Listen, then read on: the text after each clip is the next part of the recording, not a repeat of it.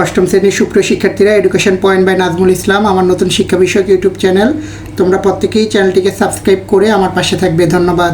আজকে তোমাদের গণিত বইয়ের অনুশীলনী 3 পরিমাপ থেকে কয়েকটি অঙ্কের সমাধান করব। আশা করি এর দ্বারা তোমরা উপকৃত হবা।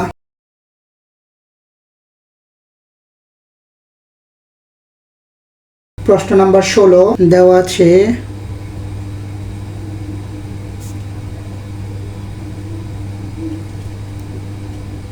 ত্রিভুজাকৃতি জমির ক্ষেত্রফল 264 বর্গ মিটার, ভূমি 22 মিটার। মনে করি ত্রিভুজাকৃতি জমির উচ্চতা ক মিটার, অতএব ত্রিভুজাকৃতি ভূমির ক্ষেত্রফল ইকুয়াল হাফ ইন্টু ভূমি গুণন উচ্চতা। ভূমির মান পেয়েছিলাম আমরা 22 ইন্টু উচ্চতা হচ্ছে ক বর্গ মিটার। এখানে আমরা 2 দিয়ে 22কে ভাগ করতে পারি, তাহলে পাবো 11। 11-এর সাথে ক গুণ করে দিলে পাবো 11 ক বর্গ মিটার। এখানে আমরা ত্রিভুজাকৃতি ভূমির একটি ক্ষেত্রফল নির্ণয় করেছি এবং উদ্দীপকেও ত্রিভুজাকৃতি ভূমির একটি ক্ষেত্রফল দেওয়া আছে। তাহলে আমরা লিখতে পারি প্রশ্ন মতে 11 ক সমান সমান 264 বা ক সমান সমান 264 ভাগ 11 বা ক সমান সমান 11 দিয়ে 264কে ভাগ করলে আমরা পাবো 24। অতএব ত্রিভুজাকৃতি জমির উচ্চতা 24 মিটার।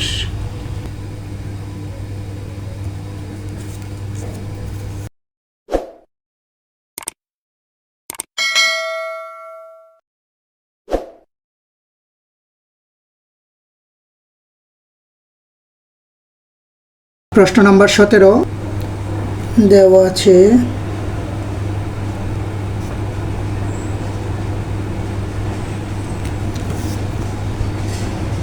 চৌবাচ্চায়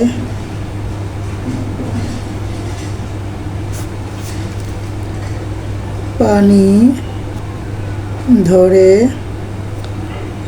19,200 লিটার। প্রথমে আমরা লিটারকে ঘন সেন্টিমিটার এবং ঘন সেন্টিমিটারকে পরবর্তীতে ঘন মিটারে রূপান্তর করব।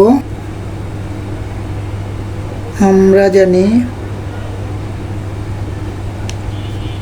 1 লিটার ইকুয়াল 1000 ঘন সেন্টিমিটার।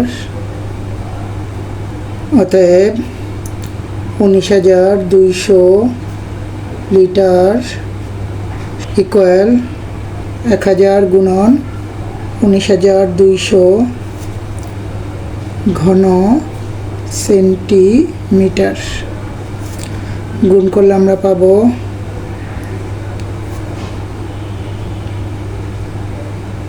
1,92,00,000 ঘন সেন্টিমিটার।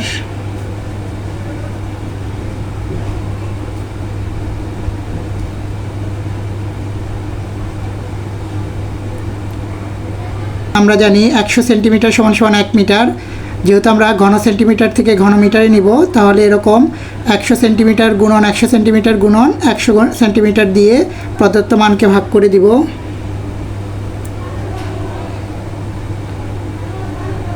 তাহলে এটি হয়ে যাবে ঘন মিটার।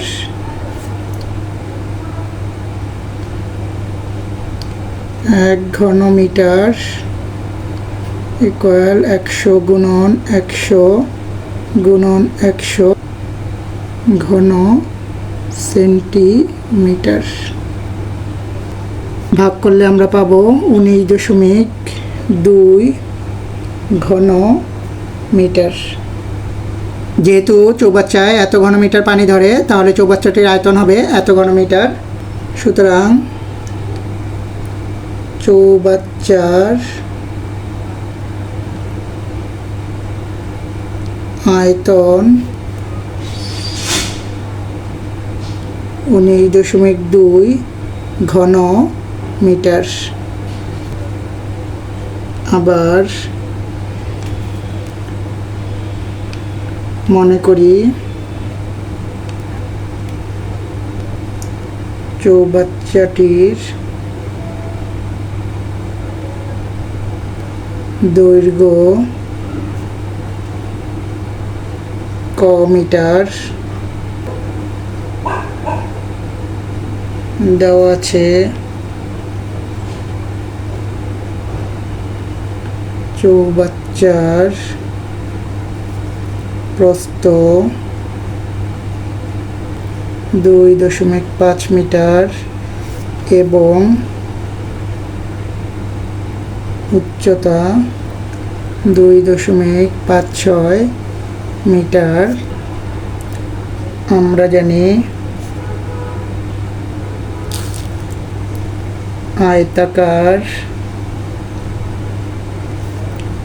ঘনবস্তুর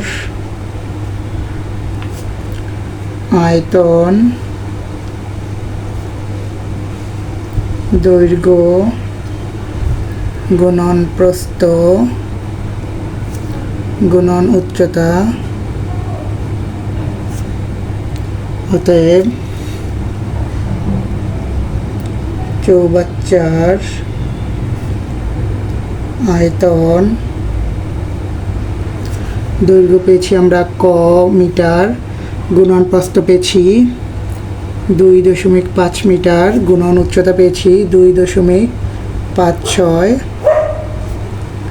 ঘন মিটার। প্রদত্ত মানগুলোকে গুণ করলে আমরা পাবো 6.4 ক ঘন মিটার। ইতিপূর্বে আমরা চৌবাচ্চার একটি আয়তন বের করেছি, এটিও চৌবাচ্চার আয়তন। তাহলে আমরা লিখতে পারি প্রশ্ন মতে 6.4 ক সমান সমান 19.2 বা ক সমান সমান 19.2 ভাগ 6.4 বা ক সমান সমান। এখন আমরা 19.2কে 6.4 দিয়ে ভাগ করতে ক্যালকুলেটর ব্যবহার করব।